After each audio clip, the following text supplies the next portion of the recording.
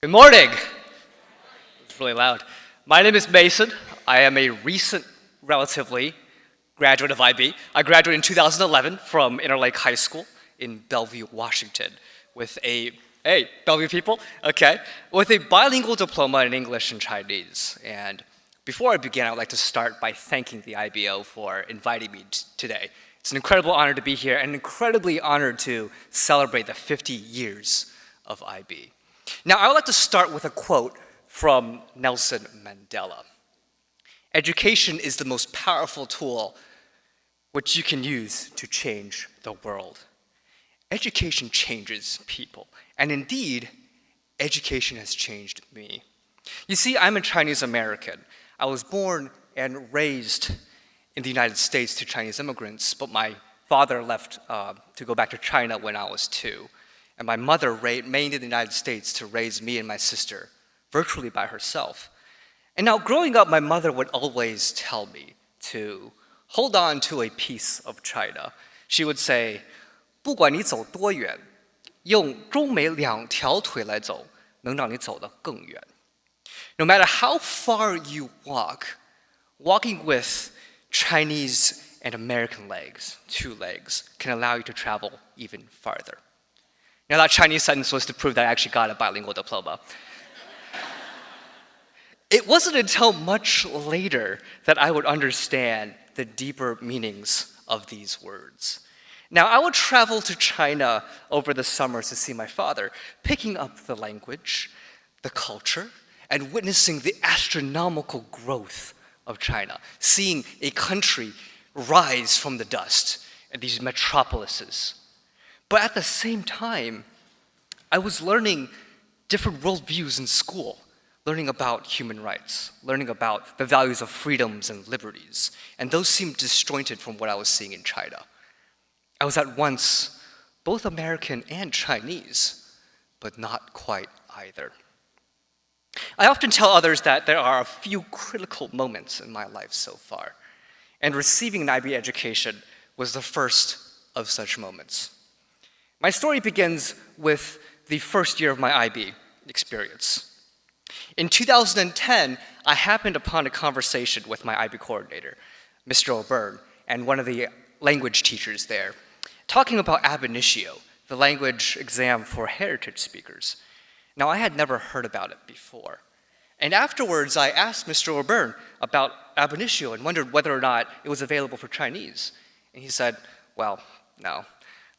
But he mentioned under his breath that you could self-study Chinese A1, which is now Chinese A literature, as a second language, as a replacement for your second language.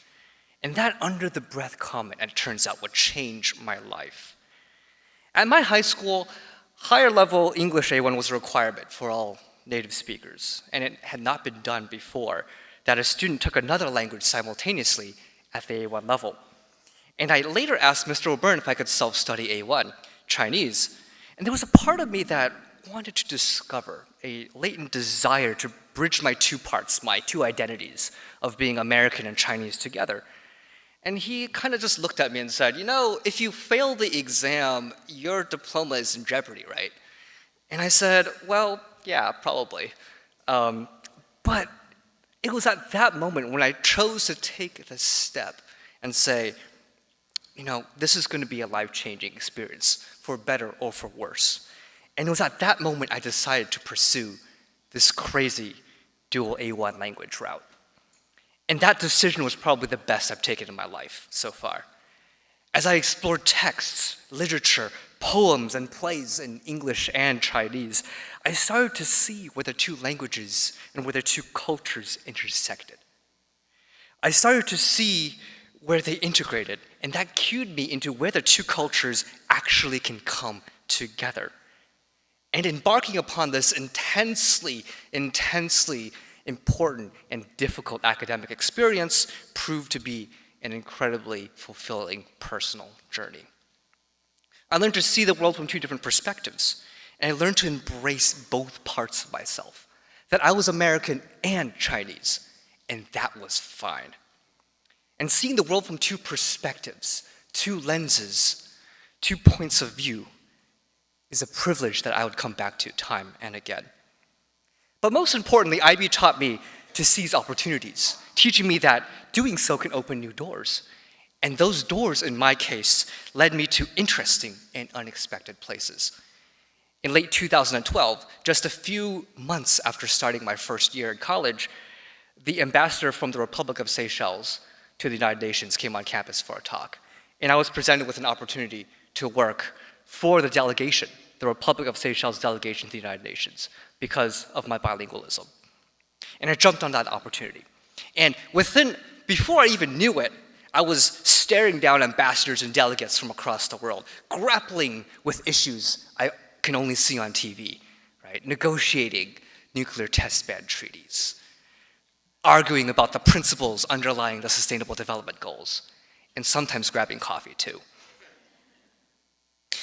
But the first question I'm often asked when I work at the UN is, wait, how old are you? And the second question usually is, are you sure you're not lost? Like the high school tour group is on the other side. To which I respond, yeah, I have a delegate's badge. I know what I'm doing. And I would admit, diplomacy was not easy. Our delegation was very small. For us, it was all hands on deck. And it really truly felt like being thrown off the deep end into the fray in those first couple of months.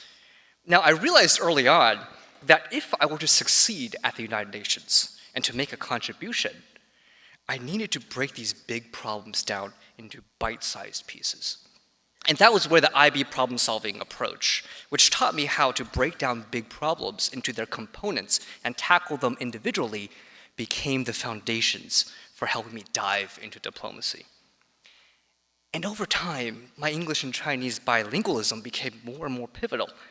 It allowed me to take a stab at mediation on a range of international issues, to be a force in helping to coalesce the interests of the two countries that represented my two identities, the United States and China. And most importantly, being bilingual and understanding the world from two different points of view helped me realize that change happens one conversation at a time, and that those heart-to-heart conversations are where diplomacy comes to life. So my message is the following. If each of us can make a contribution of our own towards a cause bigger than ourselves, then together we can achieve feats bigger than the sum of our whole. I, as an individual, cannot battle global problems on my own. I'm just one of many, many people living on this planet. But if I band together with others, then those problems become more digestible.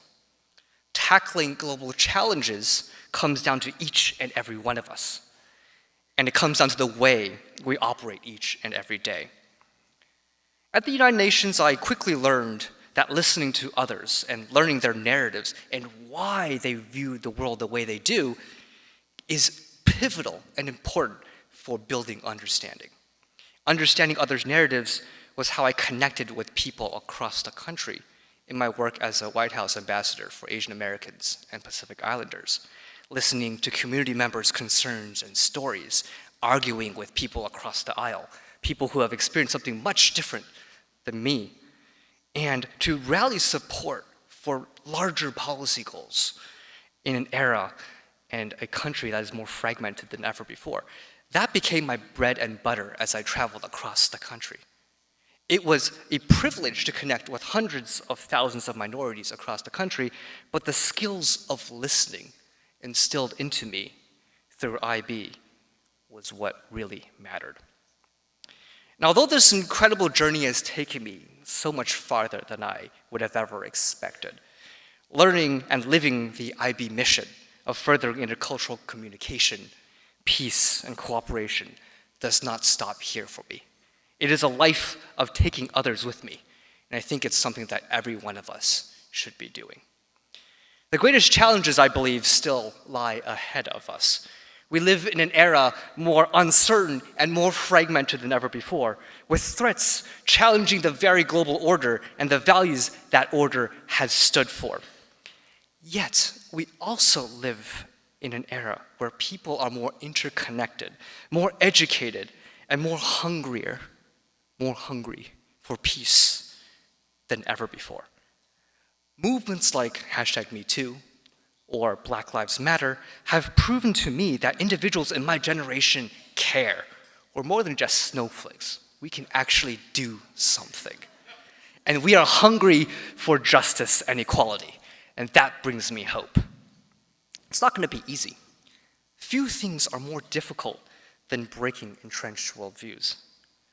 However, it is incumbent upon each and every one of us to continue to struggle for that justice, for furthering that intercultural understanding, even when faced with the most adverse circumstances. In short, it is incumbent upon us to continue living the IB mission. Living the IB mission of fostering intercultural understanding and of putting ourselves in a position to infect and to affect is more important than ever before. So I have a challenge for all of us. I challenge us to embrace differences. I challenge us to listen. I challenge us to keep at it.